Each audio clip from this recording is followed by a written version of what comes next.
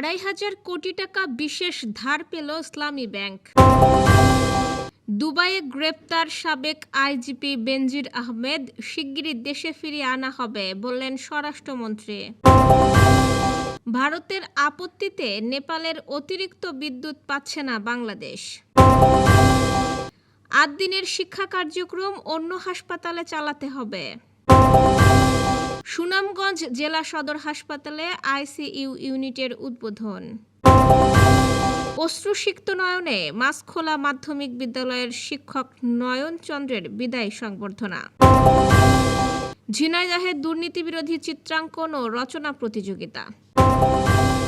দর্শক, শুনছিলেন সন্ধ্যার খবরের প্রধান প্রধান শিরোনাম, এবার বিস্তারিত। তার আগে আমাদের ইউটিউব চ্যানেল সাবস্ক্রাইব করুন এবং সব খবর পেতে ফেসবুক পেজ ফলো করে রাখার পাশাপাশি ওয়েবসাইট ভিজিট করুন।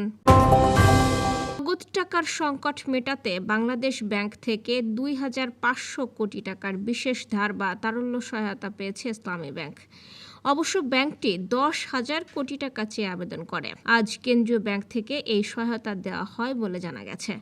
ইসলামী ব্যাংকের নতুন চেয়ারম্যানের অপসারণ চেয়ে ঈদের পর থেকেই আন্দোলন চলছে। সম্প্রতি ব্যাংকটি থেকে বিপুল পরিমাণ আমানত উত্তোলন হয়েছে। ফলে গত সপ্তাহে 10,000 কোটি টাকা তারল্য সহায়তা চেয়ে কেন্দ্রীয় ব্যাংকের কাছে আবেদন করে ব্যাংকটি। প্রথম ধাপে 2,500 কোটি টাকার সহায়তা দেওয়া হলো। গত শুক্রবার বাজেট পরবর্তী সংবাদ সম্মেলনে গভর্নর মুস্তাকিউর রহমান ইসলামী ব্যাংকের তারল্য সহায়তা দেওয়ার ইঙ্গিত দিয়েছিলেন। তিনি বলেন, আমানতকারীদের আতঙ্কের কিছু নেই। ইসলামী ব্যাংকের সংকট দ্রুত কেটে যাবে। আমানতকারীদের টাকা তুলতে সমস্যা হবে না। পুলিশের সাবেক মহাপরিদর্শক বেনজির আহমেদ দুবাইয়ে গ্রেপ্তার হয়েছেন। দুর্নীতি দমন কমিশনের মামলায় ইন্টারপোলের সহযোগিতায় তাকে গ্রেপ্তার করেছে দুবাই পুলিশ। 12 জুন পাঠানো একটি চিঠির মাধ্যমে কর্তৃপক্ষকে এই বিষয়ে অবহিত করা হয়েছে। বেনজিরকে ইন্টারপোলের মাধ্যমে গ্রেপ্তারে গত বছরের ফেব্রুয়ারিতে পরোয়ানা জারির আদেশ দেন ঢাকার একটি আদালত। দুদকের আবেদনের পরিপ্রেক্ষিতে ওই আদেশ দেওয়া হয়। কোটি কোটি টাকার অবৈধ সম্পদ অর্জন ও সম্পদের তথ্য গোপনের অভিযোগে সাবেক আইজিপি বেনজির আহমেদ ও তার স্ত্রী ও 2 মেয়ের বিরুদ্ধে বেশ কিছু মামলা আছে দুদকের। বেনজির ও তার স্ত্রীর সন্তানদের নামে থাকা জমি, ফ্ল্যাট সহ অনেক স্থাপনা আদালতের আদেশে ক্রোক আছে। এছাড়াও তাদের বিপুল অঙ্কের সঞ্চয়পত্র, অনেক ব্যাংক হিসাব অবরুদ্ধ করা হয়েছে। বেনজির আহমেদকে শিগগিরই বাংলাদেশে ফিরিয়ে আনা হবে বলে আজ সংসদে জানিয়েছেন স্বরাষ্ট্রমন্ত্রী সালাউদ্দিন আহমেদ। বাংলাদেশে নেপালের অতিরিক্ত 20 মেগাওয়াট বিদ্যুৎ রপ্তানির পরিকল্পনা ভারতের আপত্তিতে আপাতত স্থগিত হয়েছে।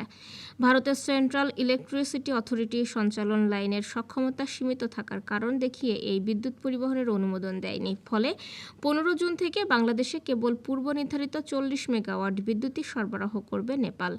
এর আগে বাংলাদেশ, নেপাল ও ভারতের মধ্যে আলোচনায় বিদ্যমান 40 মেগাওয়াটের পাশাপাশি আরও 20 মেগাওয়াট বিদ্যুৎ রপ্তানির বিষয়ে নীতিগত সম্মত হয়েছিল। তবে ভারতের আপত্তির কারণে এখন নতুন ত্রিপক্ষীয় চুক্তি, যৌথ স্টিয়ারিং কমিটির অনুমোদন এবং আরও কিছু আনুষ্ঠানিক প্রক্রিয়া সম্পন্ন করতে হবে। নেপাল বিদ্যুৎ কর্তৃপক্ষ জানিয়েছে, প্রয়োজনীয় অনুমোদন পাওয়া গেলে ভবিষ্যতে বাংলাদেশে মোট 60 মেগাওয়াট বিদ্যুৎ রপ্তানি করা সম্ভব হবে।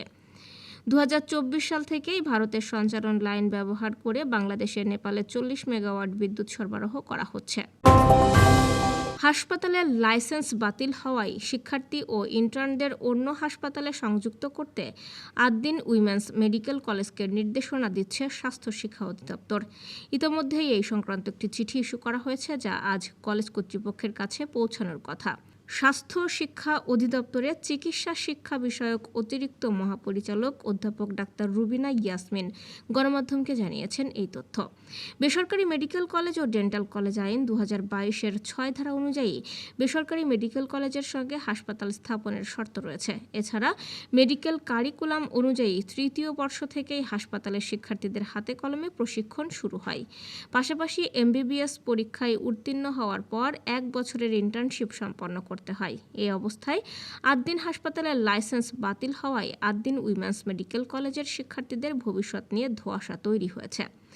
এ বিষয়ে অধ্যাপক ডাক্তার রুবিনা ইয়াসমিন জানান, হাসপাতালের লাইসেন্স বাতিল হলেও মেডিকেল কলেজ বন্ধ হচ্ছে না।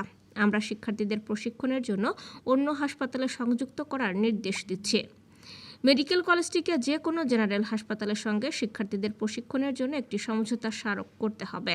তারা নিজ উদ্যোগে শিক্ষার্থীদের ওই হাসপাতালে নিয়ে যাবে এবং নিয়ে আসবে।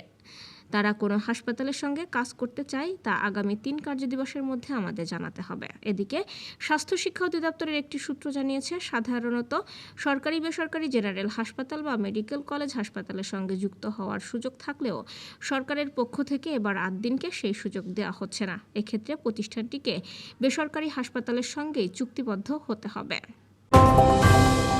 দেশের 10টি জেলা সদর হাসপাতালে নিবিড় পরিচর্যা কেন্দ্র আনুষ্ঠানিকভাবে কার্যক্রম শুরু হয়েছে।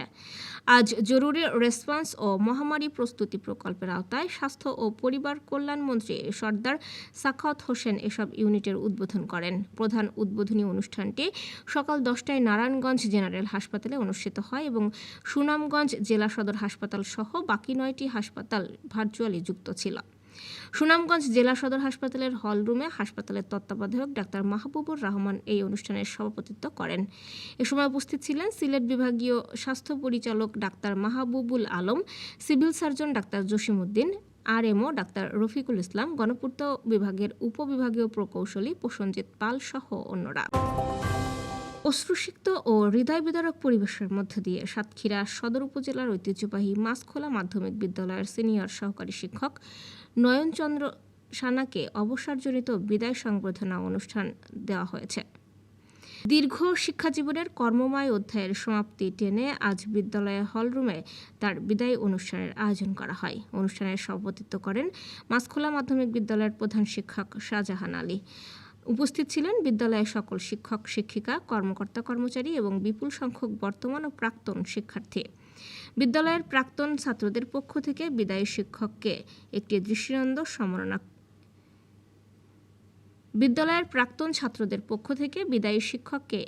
দৃষ্টিনন্দন সম্মাননা ক্রেস্ট প্রদান করা হয়। এছাড়াও বিদ্যালয়ের শিক্ষক শিক্ষিকা এবং বর্তমান শিক্ষার্থীদের পক্ষ থেকে তার হাতে বিভিন্ন ভালোবাসার স্মারক ও উপহার সামগ্রী তুলে দেওয়া হয়।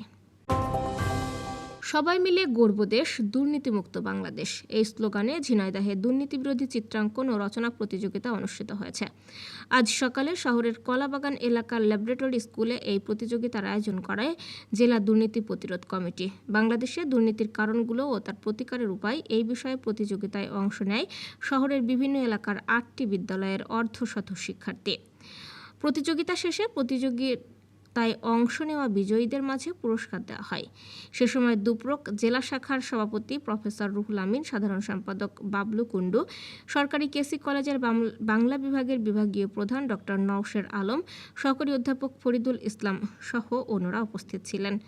বক্তারা দুর্নীতিমুক্ত সমাজ গঠনে নতুন প্রজন্মকে নৈতিক মূল্যবোধ ও সততার শিক্ষায় শিক্ষিত করে তুলতে আহ্বান জানান। সেই সাথে শিশু কিশোরদের মধ্যে দুর্নীতিবিরোধী মনোভাব সৃষ্টি করা গেলে ভবিষ্যতে একটি স্বচ্ছ, জবাবদিহিমূলক ও উন্নত বাংলাদেশ গড়ে তোলা সম্ভব হবে বলে আশা ব্যক্ত করেন। দর্শক, এ ছিল সন্ধ্যার আয়োজন। রাতের খবর দেখার আমন্ত্রণ রইল। এতক্ষণ সাথে থাকার জন্য ধন্যবাদ।